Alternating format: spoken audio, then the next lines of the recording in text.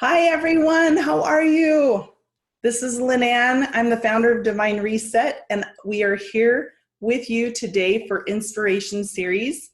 And we have our guest, Kelli Calabrese, and she is coming to us with more knowledge.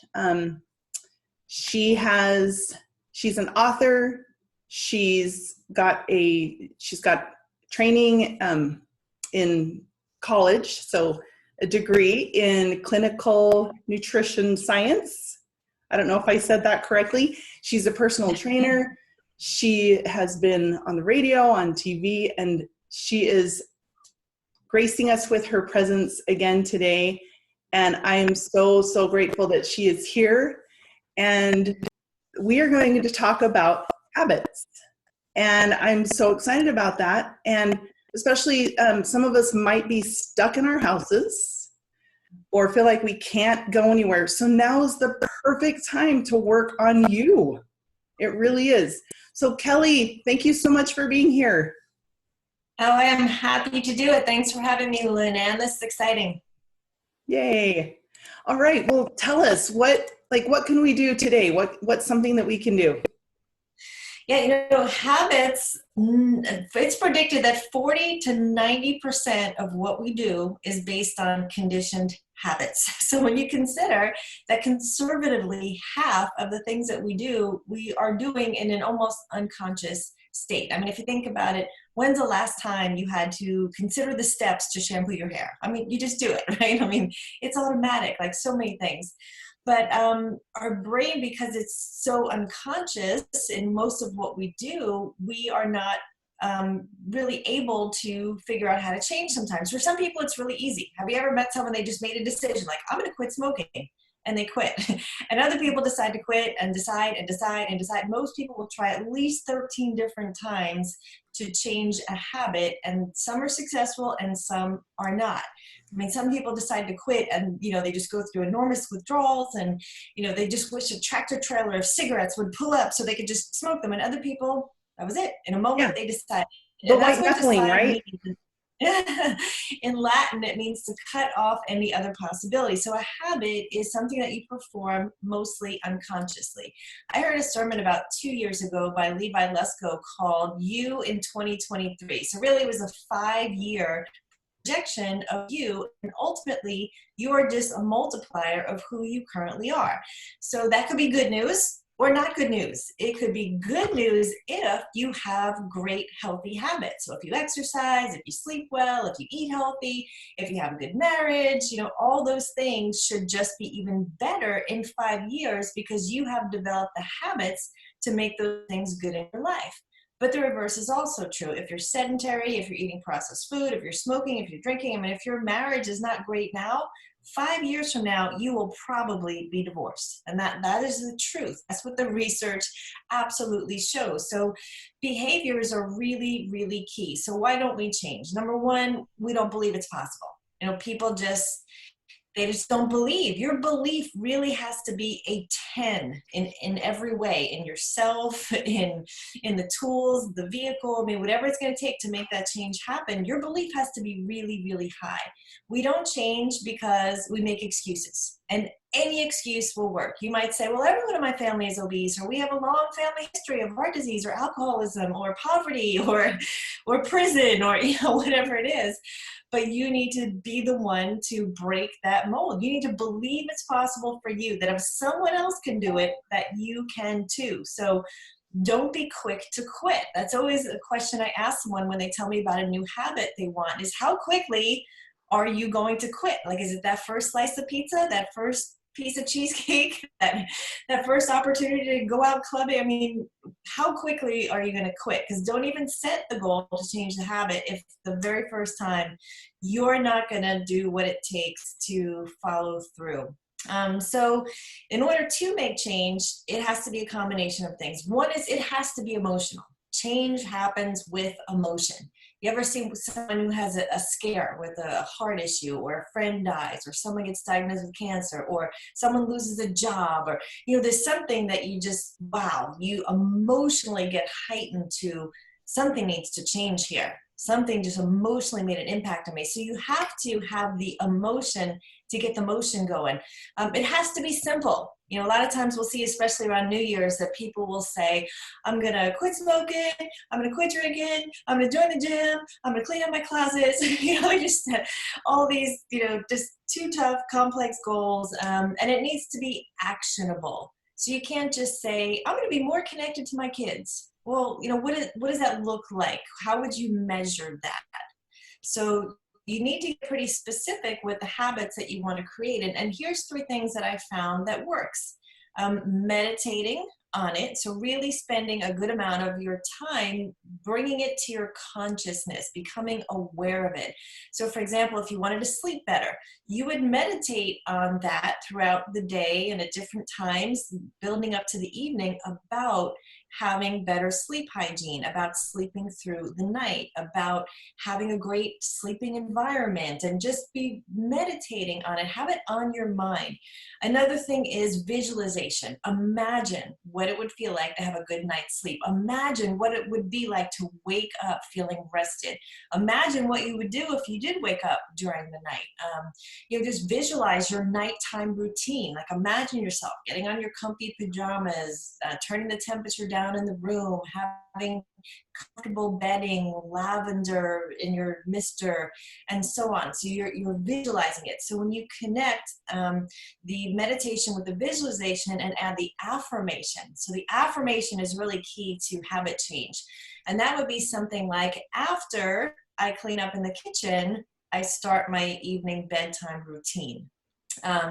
After I take my shower, at night, I turn off all technology. So you actually have some affirmation that you're saying to yourself, and it's pretty amazing how your brain will remind you of that cue. So get the emotion behind it. Obviously, choose something you want to do. If you are not ready to sleep better, you're not going to sleep better. If you are not ready to lose weight, you're not. You have to want it. So believe in it. Want it, get the emotion behind it, create a powerful affirmation. And I've worked with quite a few people now on this, and what works for one person may not work for another. Let's say, for example, you overfeed on sweets. And for one person, they might be able to say, when I want something sweet, I eat frozen grapes. You know, and that works for them. They replace it with something else that's a little bit healthier. But another person, that might not connect with them, and they need to choose something different. So it has to work for you. So spend some time finding an affirmation that it really excites you. Forget about perfection. It's just not going to happen. For example, if you say, I eat between the hours of 3 and 8, but your best friend's birthday is at lunchtime, you know, you're not going to miss out on your best friend's lunch. You're going to eat lunch and you're going to adjust. It's not going to be perfect, but we're going for betterment. We're going for improvement. Be consistent. All the research shows that for something to become a habit, you truly have to be consistent, daily practicing over and over and over. So if you say, I'm going to exercise, start with a minute, then 2, then 3, but do it 7 days a week, and then it will become habit. If you decide you're going to walk after dinner, do it every day, and then it becomes a habit. So the consistency is huge. Make it obvious. So set up cues for yourself. So if you, for example, want to take a multivitamin, but you keep forgetting, well, take your multivitamin and put it by your toothpaste, because you know that you're going to brush your teeth every morning, and then you'll be reminded. So make it obvious. If you want to meditate every day, maybe you set up a chair in your bedroom, and when you wake up, you see that chair and you meditate on that chair. So you have to remind yourself to do it, because it's something different that you're not currently doing. Make it fun. You know, this shouldn't be painful. This is a new habit that you want, because it's going to make your life better. So find a way to make it fun.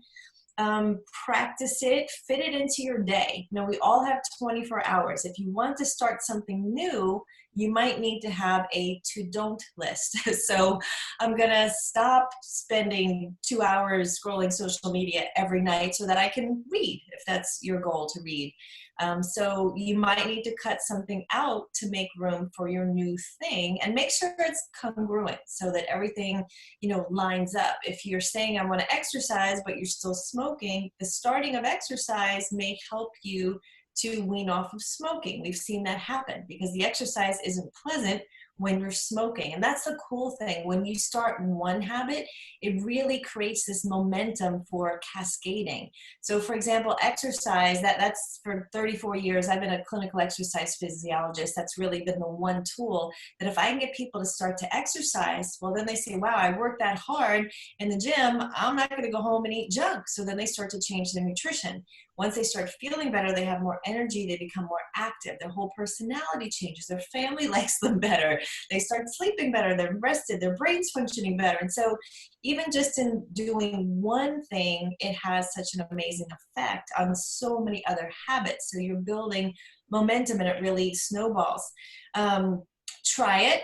See if it's working for you, learn from it, adapt if you need to. Maybe, for example, one guy, he would never look at his calendar and he was always in chronic chaos. He'd be like, oh my goodness, I've got a meeting, or oh, I'm supposed to have the dog at the groomer.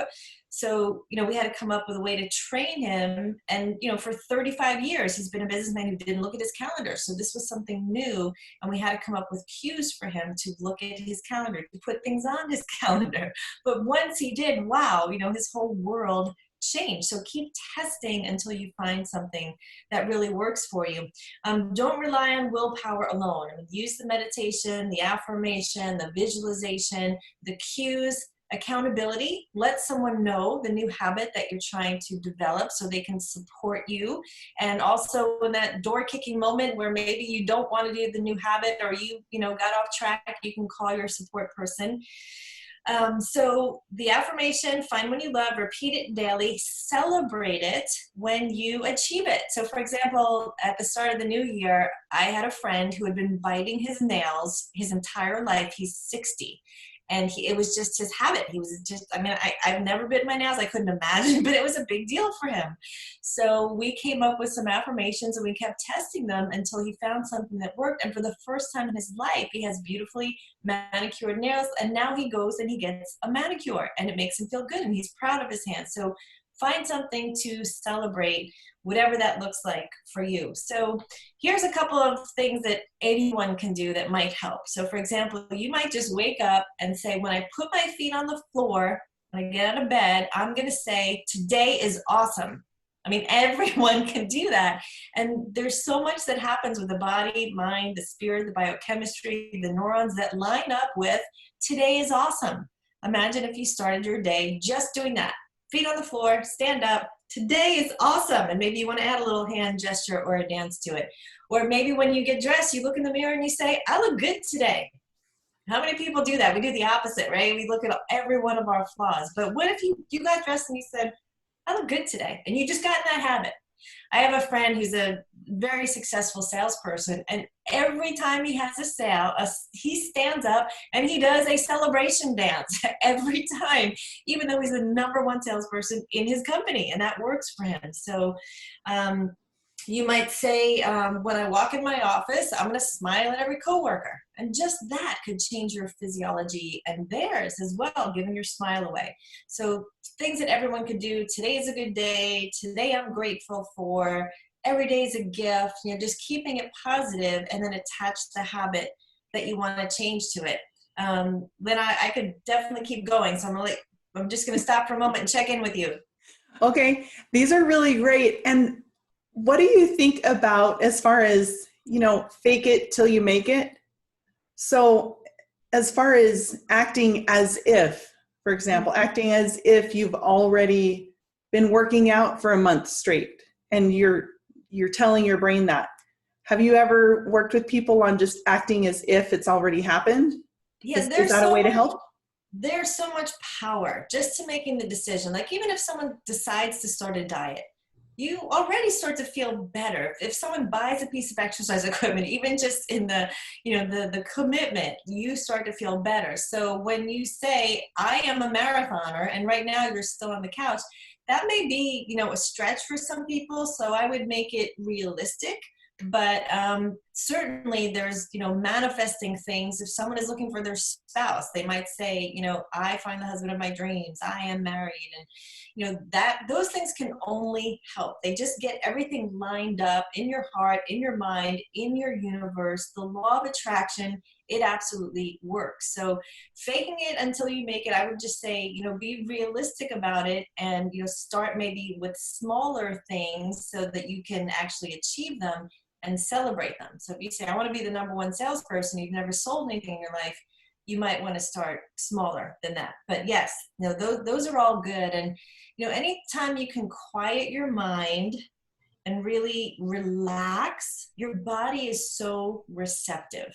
It just is more receptive than, being stressed out and being anxious and your brain's not receiving it. So quiet, that's why the meditation with the visualization, with the affirmation all works together.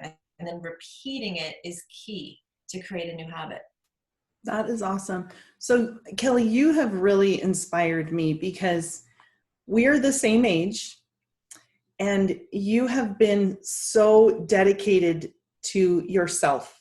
You have been the same size, clothing size, since high school. And not a lot of people could ever say that. And you have 2 children, so of course, things change, obviously. So you are definitely, you're just incredible. What have you done as far as, I was thinking about it and I wanted to ask you, it's so natural for people to make excuses. So what has been your secret? Probably your belief. Question. Tell me. That's a great question. I am pretty wired to be disciplined. That's just kind of how I'm built. When I know something is good for me, I want to do it. When I know something is bad for me, I don't want to do it. And we are designed to move towards pleasure and away from pain. And for me, I grew up with a very strong family history of heart disease, diabetes, obesity, cancer, alcoholism. And, I looked at all of that and said, wow, I want nothing to do with that. And I watched, okay, they smoked and they drank and they were sedentary and they were stressed. And then I looked at when I was happiest. I was running, dancing, swimming, cheerleading, softball. I just loved how that made me feel. And then, of course, I wanted to help others, feel the same way too. But it's just kind of how I'm wired. If you think about the first time someone smokes a cigarette,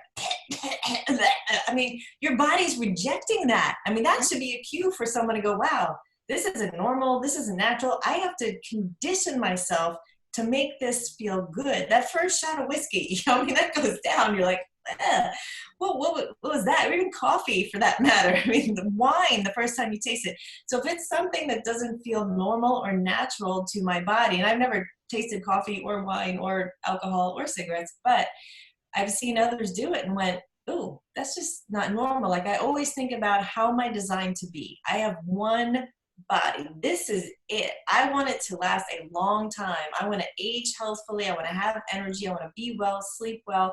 And it's not that I'm, so egocentric or, selfish in any way, but I just have my little routine in the morning and my little routine at night that I bookend my day with success. So that no matter what happens in the middle, at least I know I started my day, I did meditation, I journaled, I read the Bible, I exercised, I drank water with lemon, I had my bone broth, and then I have my nightly routine that I do where I shut down and I'm reading and journaling. And so it just bookends my day for success, and it sets the tone for the rest of the day. It doesn't mean stuff doesn't happen. I've been through some stuff, we all have, but if life is going to hit you, doesn't it make sense that you're healthy?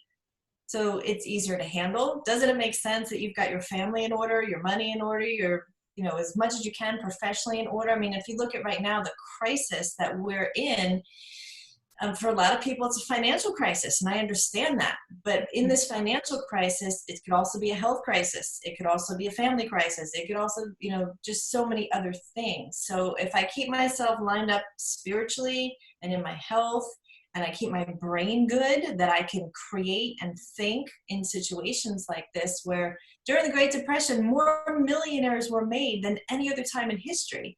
So this is opportunity. So I can see this as, nail biting stress me out, oh my goodness, or I'm like, okay, I'm healthy, my family's healthy, I did put money aside, I've got money saved, and where's the opportunity? How do we ride this out? How do we help people? Right. So a lot of it is perspective and mindset, and then belief. God's got this. He's got all this. Yeah.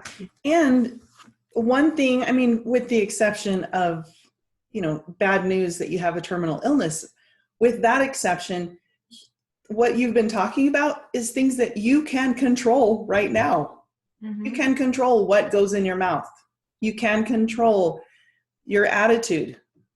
And so this has been really, really powerful, especially with just all the unrest and the ability people could have to really be over anxious, like allowing themselves to be over anxious when they don't need to be. I So, agree. Yes. yes. And there's so much great. I mean, if people are interested in more with habits, I would love to help them. 2 books that I read recently. This is just the summary of Atomic Habits, but there is a full book. I just got the summary. And then this one is called Tiny Habits. And so there's a lot of research and science in this one, but it's possible. Anyone can do it. Whatever your situation looks like now, I mean, think about where you were a year ago, 5 years ago, compared to what you can look like in a day, a month, a year, 5. In 5 years, oh my goodness, you can master a language, you can become a professional in just about anything, golf, chess, tennis. I mean, you can do so much 5 years, but it's the small things that happen every single day. Some of my favorite books, Darren Hardy, The Compound Effect. So when the small things, the big things happen. Doug Grady, The Ripple Effect, very similar. So what is the one thing that if you can put that pebble in the pond, it would have the ripple effect on other things? And again, for me, my background has been, fitness.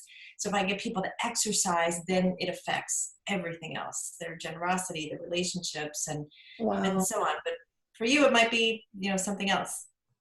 Right. And I love that. Thank you. That's a great thing to end on, is let's just pick one thing. You don't have to climb Mount Everest. No. Just pick one thing. It can be just your neighborhood hill, and just start with that. So Kelli, people can reach you at K-E. On my website, is Kelli, Kelli, Calabrese, CALABRESE.com. And I'm sure you'll tag me here on Facebook, Kelli Calabrese. You can always find me on Facebook, message me. I'd love to help you out, answer any questions. And just know that today will never happen again. This day will never happen. This is all that we get, so make the best of it. Thank you. Kelli, I have been touched by the Spirit with so many of the messages that you've been sharing today, and goosebumps, and you are speaking truth. And I want to tell all the women that are listening that are part of Divine Reset, please share Inspiration Series, because this is life-changing things. And Kelli and I, we believe in you, and you have so many people that believe in you. You have a higher power that believes in you. And today is the day. Decide, today is my day, and move forward. And I love you, and I wish the best for you. Kelli, thank you so much for all that you've shared with us. Oh, thank you, Lynette, and thank you for hosting this. This is great. I love this whole series. All the messages are so inspiring. Thank you. Goodbye, everybody. My pleasure.